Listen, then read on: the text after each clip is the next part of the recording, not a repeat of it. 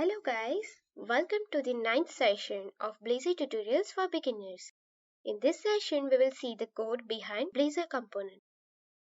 In the previous session, we have seen how to use C# code in Blazor component, in which we have to write HTML and C# code in the same file. However, it became complex when the component is larger and multiple people are working on it. Like ASP.NET Forms, Blazor also supports code behind. In this example, we will convert our previous example to code behind component, so we will move those all properties in different class. Create a new folder for session 9.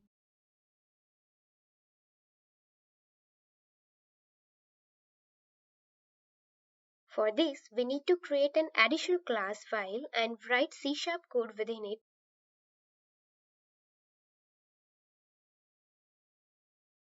Note that class must be inherited from component base. Now add its namespace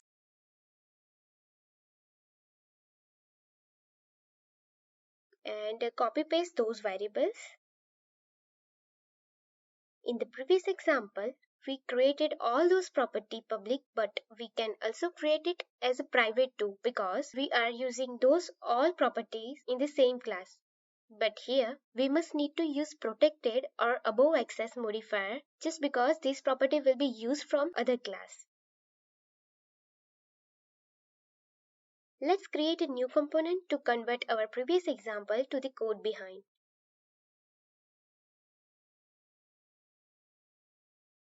Now copy paste HTML and update page directive. Here, we need to inherit this component with our component, which just contains C# code. For this, we need to use inherit directive.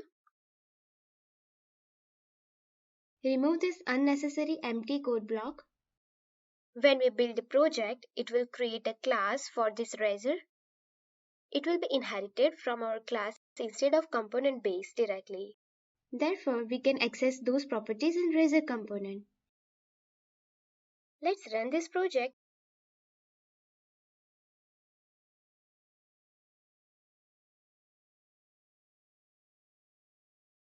And open the page. Here we got same output as previous example. We can also give routing, layout and component rendering details here.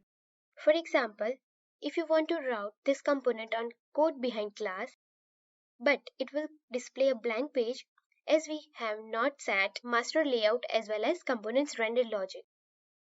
So let's see what we have learned in this session. The class file must be inherited from component base.